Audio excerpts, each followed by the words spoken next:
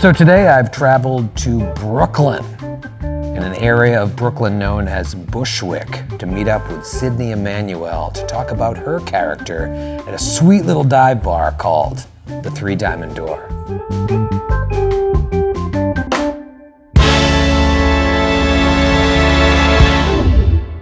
As anyone who watches our shows knows, the only way to get you to talk about your character is to give you a martini in the afternoon. I do my best work after one martini. Thank you so. You know me so well. Thank you so much. And with the magic of television, what they don't know is that was your sixth. Come on, you don't have to know that. I'm gonna throw something at you, and I want you to tell me what you think. If I knew nothing about you, I would know you're from Brooklyn. Your thoughts? I think my reaction said my thoughts. Okay. Volley question. Why? Yeah. You just scream Brooklyn, and there's as opposed to LA. No, or not LA. Oh. Definitely not LA. It's somewhere. It's just different parts of Brooklyn. Okay, interesting. Yes. Well, you said we're in Bushwick. Right. And you said you've never actually spent time in Bushwick proper. I don't think so. Does it explain me more now that you've stepped foot here? You know, I don't know anything about Bushwick, but having parked my car, I'm excited to see it later without hubcaps. Yeah, you should check for your catalytic converter. It's a frightening area, and it's in the middle of the day. But I think this is what happens. You leave the city and you come back. You're like, oh, those teenagers! I don't like to listen to those teens near my car. I will say Bushwick is very young. It's like a super transient neighborhood, which is where everybody. I'm surprised you haven't lived here. I feel like when everybody moves to the city from anywhere in the world, they move to Bushwick first because it's affordable, and you get like 6 roommates and 1 bathroom. You like that? I don't do roommates or bathrooms.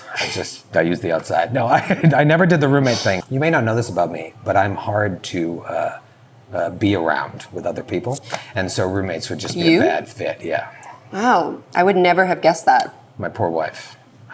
No, I was very fortunate when I moved here. I lived in the basement of a beautiful townhouse on the Upper West Side, this converted basement that the owners of the townhouse right, because you my character, loosely based. Yeah, I remember you telling that story. It's all loosely based on the truth. That's so funny. Again, the Trump character.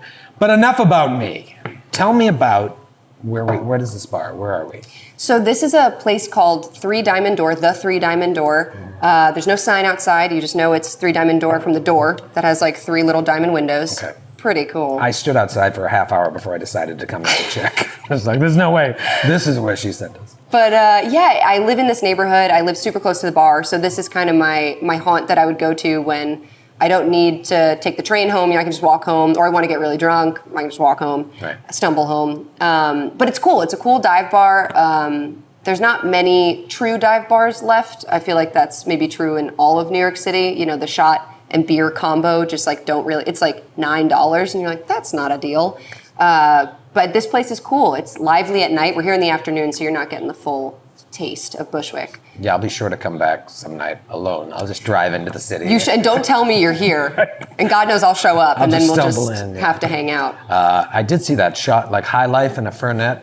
High Life and a Fernet Branca is like $12. Yeah. Did you say 12? Is it 12? Yeah. See, New York's changed. But there's nothing faux about this dive. You got the chandelier, you got the tin roof, the graffiti everywhere. The chairs and booths are falling apart. I love it. It brings me back to my youth. It's unfortunate that it has to bring me back. But the most important thing about this bar that I love is they have dirty martinis on tap. You can't beat that. Which no one has. Right. And this is my bar. And that's how you know it's made with quality vodka. The olive juice is so strong. I have no idea what vodka they could possibly I'm sure it's great. be using. Super fresh organic olives. Let's talk about the real reason we're here today. I know I have a problem. You do? This is my intervention. I thought this would be a weird place to do it, but it was the only way I could. And you bought me a drink. And you gave it to me. Isn't that how you're supposed to start interventions? This is going to be a lot easier. The last one. This is your last one. Your character. Yes. Are you in this adventure path that we're doing, the New Glass Kid podcast? Let me check my emails. Did you send an email about it? I may have. I might be in the show. All right, you are. Oh, okay. Let's assume you are. We can always delete this later. Hypothetically, if you were building a character for this adventure, what class and ancestry would you be playing? Yeah, since this is such a shock to me, I didn't even know. Right off the dome, I really want to do fighter. Okay. I think playing Casino, I never was like a tank character. I liked spells a lot, always playing spellcasters. Right. But I think playing Casino kind of changed that. Playing a fighter or a barbarian, she's a barbarian, is fun. And watching Matthew play fighters has like inspired me because his have been so different. Sir Julie was great, and that was like a specific, I think she was a paladin though. She was paladin. But similar. But I was like really, I don't know, I was really into it. So I wanted to do fighter. And then I got into my head, even before the fighter, like a surly catfolk woman. And I just, the image of it, I was like, that's so funny. I just like that image. She, you know, is sort of like, originally I was like, oh, she's Sherlock Holmes, Robert Downey Jr. Like that was her kind of build. She was like a martial fighter, a lot of like quick pops and kind of didn't know what she was doing, but came out of the scrap okay. But then I was like, no, she's a good fighter. She's like trained. And I sort of changed, I pivoted in my mind, and now, I don't know, she's kind of like she's like a natural fighter. I thought of Steve Irwin also. I'm leaving it. So someone that wrestles with animals. Sort of. Maybe not as much grappling, but like, I got Australian in my head too. Like When I think of natural fighters, I go Sugar Ray Leonard, Muhammad Ali, of course, and Steve Irwin. Steve Irwin is the third. Those are your true natural fighters. Just ripping around an alligator tail. Like, imagine that. So wait, I think you just wanted Australian, and that was the only Australian you could think of. That can't be right. But someone that's just like didn't go take study under a martial artist. Yeah. Like just knows how to brawl, maybe from the school of hard knocks. Yeah, I think it comes from like the background. I think maybe I also was inspired by the deserts of Galarian, and I was like, I think she should be from there.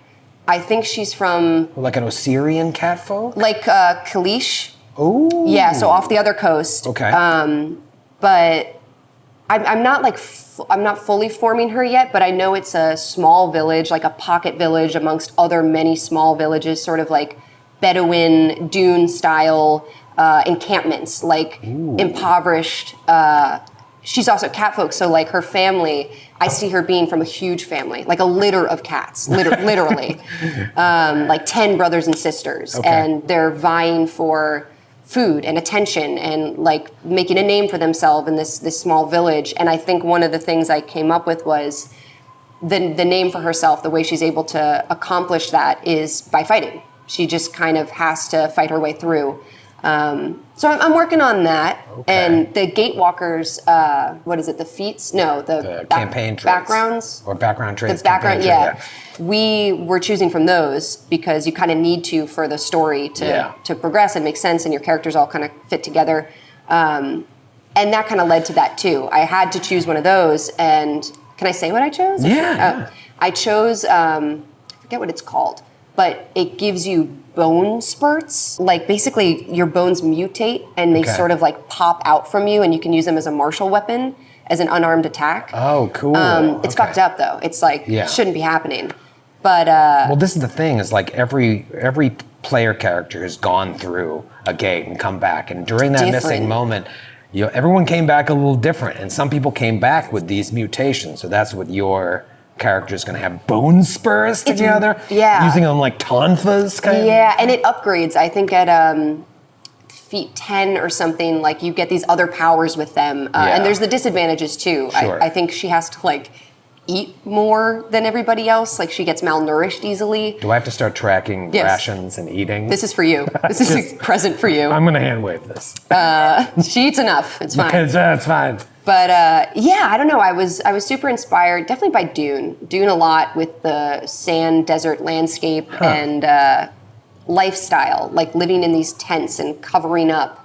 But she changed. That was her origin. But she traveled up to the River Kingdoms eventually. She made her way to one of these gates.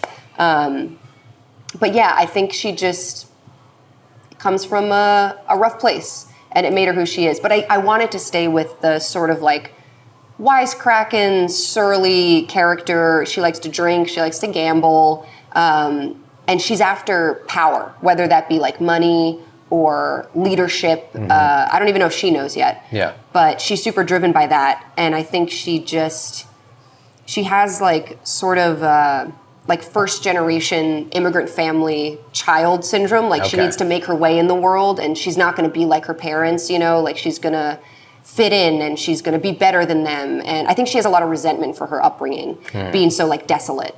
But yeah, that's the direction I'm going in right now. Oh, that's cool. You know, it's funny because we talk about all these things and we have meetings, but by the time I actually sit down with each of you, I forget what the concepts are. And I also have no idea of all this other stuff. So this is all exciting and new to me, and it's good to hear where you're at. You said it originally was a Robert Downey Jr. Sherlock Holmes, but now it's morphed into something else. Is there like something in media or like a character, maybe an actor or an actress that inspires this character right now? And it could change. I mean, Steve Irwin. Right, besides Steve. Obviously, Steve Irwin. Steve Irwin aside, anyone, and you're like, maybe Bindi Irwin? Bindi Irwin would be good. Any non-Irwins that have inspired this? What's she up to? No one in particular. You know, I did watch The Boys. I finished The Boys. And I think like maybe what are you going to point I don't to? know, this could go so many different ways and I'm excited. I think she has a bit, unfortunately, of Liberty. Is that her name? Really? A little bit. I think she's misguided. I hope she takes a different turn. She's not going to be a rapist. We're edgy, but not No, that edgy. I think she like is misguided. I Yeah. think she really wants to. She's looking for power and like, you know, absolute power corrupts absolutely. But I think she's on this dangerous path. I like that. I think she's riding this line of being so aggressive and hungry for it that she could go that way. She could become this like totally tormented person, or she can go a different way. Well, that's interesting. I mean, when I think of this as a GM and as a storyteller, there's so many possibilities for where this could go, because now you've got someone who doesn't know what happened, but is now being given this superpower. Yeah. And is slowly, over the course of the adventure, just becoming more and more powerful, getting more and more abilities. And if there's this sort of tightrope that you're going to walk where it could break bad or it could go this way, I mean, that's very interesting, because now I can constantly tempt you towards that. Well, also, I mean, I think not that I'm going to take anything in Rogue, because I think Fighter is such a strong class. I don't want to divvy stuff up. Who knows? Maybe down the line. Yeah. But she definitely is her moral compass is all over the place. Like, Yeah. she'll steal. She grew up stealing. Her family was so poor. You know, her parents made her steal. Like, sent her out to the village, dressed her up, and she begged. She was a cat burglar. She's just, We're having a that's good time. wrong. She's a cat burglar. Anyway. But yeah, so I think her morality is always in question. But yeah, I think it's the bigger question of like, once you gain all that power, if she gains all this power, what do you do with it? Yeah. So. We sat down, the group, and everybody went over their sort of classes and ancestries. And we didn't record it, it was just like a conversation so that we could start doing this that would eventually lead to a session 0. How much may have changed having heard what everybody else is doing? Because sometimes just hearing ancestry in class can change where you're at. So much. Originally, I wanted to do a gnome changeling who, and behind your back, Matthew and I were talking about this. I was like, what if we were twins? And we were twin gnome, and I was the changeling. Like, he was an actual gnome, and I was a changeling, and like, we got separated because et cetera, et cetera. And we kind of came up with this whole funny thing. We were going to be champions, maybe. And then it kind of fell off, and we were like, Troy would kill us. Oh, what a shame. The joke would have been great for like 5 episodes, Right. and then it would have been like, I just want to die and make a new character. Please kill me. Please kill me, Troy. But then Matthew came back and had said he wanted to do investigator, and I was thinking of investigator too. I thought it was an interesting class and new, but he had this great concept when we talked, and he was like, because I said Robert Downey Jr., and he was like, oh, that's kind of similar to mine. She's going to be really smart, really witty, at the forefront of the investigation of what's going on, and able to actually, figure stuff out. And I was like, yeah, that wasn't the character I was going for. Like, Robert Downey Jr. figures stuff out by accident. His Sherlock Holmes is sort of a buffoon. And I was like, okay, Matthew should definitely play an intelligent investigator, a competent investigator, and I can morph my punchy character into, and then I decided on fighter, because we also talked about party balance, and Joe was trying to decide what to do. He was like, we need a cleric. Joe always says we need a cleric. That's his hard stance. And I didn't want to play cleric. I was like, I don't want to do that. I I liked the investigator as a concept, but I pivoted to fighter after the conversation. And I feel confident in it. I'm excited to play the fighter. I think I can do something interesting. I'm now between the nitty gritty, mechanics of like, am I dual wielding? Am I just going to be, I could be an archer, which I don't think I'm going to do. Yeah. But there's so many options to take now that it totally inspired my character in like a whole new direction. I wasn't thinking about any of that at all. Well, I've always joked that like fighters are lame, but because it's like easy to make fun of a human fighter is the lamest of all classes. But like it's not true. Like there's a lot of customizability. There was in 1E, there's even more so in 2E, but so much is determined by just your fighting style. Yeah. Are you going to be a two-handed, big fucking weapon wielding fighter? Are you going to be dual wielding or like 2 daggers, 1 short sword with a shield, no shield? Yeah. Like that's heavy armor, medium armor. Are you leaning any which way? And you don't have to, I'm not going to hold you to it. Man, it's so hard. I feel like I've gone through the flowchart tree of like so many different, because we're first level, but you got to think, okay, well, by 10th level, hopefully my character's still alive. Like what direct? Well, but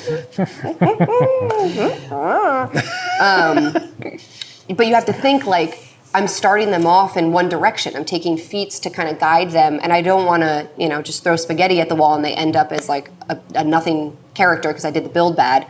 But I think I ruled out Bruiser. I don't think she's like a huge, halberd, two-handed weapon fighter. Casino is. And I think also I'm trying to do a different character. Yeah. I don't want to fall into the same You've done that. things. Even though she's 1E, so it is different. But I think I'm really into the two-weapon fighting, and I think it's the Australian in me coming out. Right. I really the want Steve her... Irwin. Steve Irwin. The Bindi Irwin, Right, the Bindi Irwin in you.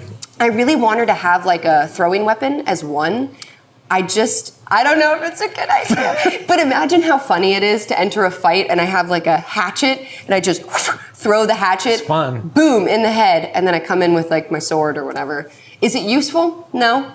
Is it funny? Yep. Is it fun? Yeah, no, that's, sometimes rule of fun is important. Yeah, but I feel like a lot of the catfolk art with Pathfinder is like two, not scimitars, the hand, sickles. Two sickles. Is that most of the catfolk? Or kukris. It's kukris, yeah, okay. Yeah, I think that's a catfolk weapon. But they look super badass. Yeah. But I'm, now that I'm in my character backstory, I was doing it today and I was like really getting into it. And I'm like, but who is she? Yeah. It changes. I'm like, who is she really? What would she fight with? So I don't know yet, but I'm leaning towards two weapon. I think that's fun. What type of cat are we talking here? Persian? Maybe a ragdoll? Long hair? No. What type of cat is your cat? A Maine Coon. Your cat's not a Maine Coon. No, mine's a Persian. It's a Persian? Yeah. Your cat is so dang cute. Yeah, I only go Persians. Wait, how many cats do you have? I had one. She passed away, and then I had another one, but Persian. Because I've been allergic to cats my whole life, and I'm allergic to my cat. But Persians, I find I'm less allergic to. Because it's hair, not fur. Well, no, it's the saliva. Persians clean themselves differently than like your regular alley cat. Which is my cat. Which is usually more of just a mutt cat found in like a box outside of a Katapesh bar. There's a feat later with catfolk. I've also never played catfolk, so this is fun too. They have their own heritage and everything. But there's a feat later that's called, it's like Black Cat Bad Luck. It's like something like that. That's cool. And I never thought of doing a black cat, but I was like, damn, a black cat would be cool. Yep. But I don't know. I'm not making any promises. But I imagine, she's got the earrings. She's a little bit decked out. Like I said, power, which could be wealth. She's into the gambling and stuff. I think she likes to look good. A little gaudy. She's in a little tank top. Okay. All right. She's in the desert. She's in a little tank top. But I see a headscarf in your future. Ooh, like Dune style? Well, you mentioned Dune. I know. Well, let me ask you this. So one of the things we're doing with this adventure is it's set in Galarian. We're playing in Paizo's world. But we want to, whatever area you choose where all these PCs can come from everywhere, we want you to make it your own. So if you're from Kadira or Katapesh, what's the name of the village that you make up yourself, or the little enclave? Have you thought about this? Absolutely. So she is from the Kalish area, so off of, what's that coast? I don't know what that coast is. The Ivory Coast. Yeah, but it's below it's not. It's below the River Kingdoms, though, on that side. So she doesn't have to cross water, which was my idea of her traveling up towards... Because cats don't like water. They don't like water. Is that really her exactly. reason? She's like, I cannot, like... Maybe. She's like a Dothraki, but it's only that she's a cat. She gets to the river and she's like, damn it. Well, my adventure's over. Shit. All right. She just turns around. But yeah, so she's from northern Kalish, like on the border of where the desert kind of ends. Okay. And she's from a town called Teetha. Ooh. Teetha. Like teeth? Like teeth, like teeth. But it's got like a an extra hard, E in there? yeah, like a teetha, and the is like. Teat. Okay, there's an accent in there. But everybody in that area calls it teat. You're from like the mother's teat. It's where you grew up. That's so good. they say the teat. That's good. Where are you from? The teat. Yeah. And also cats, from the teat. Teat, sure. But yeah, so that's her village, and it's like a pocket of many small villages. It's all, like I said, like Bedouin in Israel style. Just these tents, and they're sort of like moving. They move around, and they're kind of a nomadic in a little way. But yeah, I was writing the backstory today. I'm like so amped up about it. I'm just really into her. I like her. I like this already. I mean, it's just so cool when you think fighter, you think, no, this is a cat, possibly a black cat. She's definitely strength focused for the aspect of building a good fighter. She's strength focused, but she's also dexterity focused. So she is, she's not quite a full dex fighter, and this plays into the feats I'm gonna take, and I'm working it out. Yeah. But right now, her highest attribute is strength, I think. Okay. So she's strong, but yeah, definitely dexterous. She's got the cat's grace. In Dark Souls, that would be known as a quality build. A quality build? This is why I'm so bad at fucking Dark Souls. I picked a Prophet for my last run through, and they're horrible. Yeah. It's just the worst. I couldn't have picked a worse. I gave up. It was If you go that route, you got to be committed to putting a lot of points in faith and finding the 3 weapons in that game that will be worthwhile. I should have just done magic. But you're doing this is a quality build. It's what you're doing. Strength dex. Yeah. Okay. I'm dumping intelligence, which sucks because I feel like intelligent fighters exist and they're interesting, but for the purpose of our party as well, unneeded. Like the investigator is taking should take the lead with that kind of stuff. So she's not stupid, but I think also it leads into her backstory. She didn't go to school. Yeah. She's very poor. I mean, she kind of just learned her life from life, and she traveled and like learned about the world. So she's not necessarily intelligent, but she's not dumb. Higher wisdom than intelligence. Higher wisdom and higher charisma. Yeah. Okay. School of Hard Knocks. School of Hard Knocks. Anything else about this character that people watching at home, what's going to make this character their favorite character? I mean, aside from me doing like an amazing Australian accent. That's it. You need not say anymore. All right. That's it. That's it.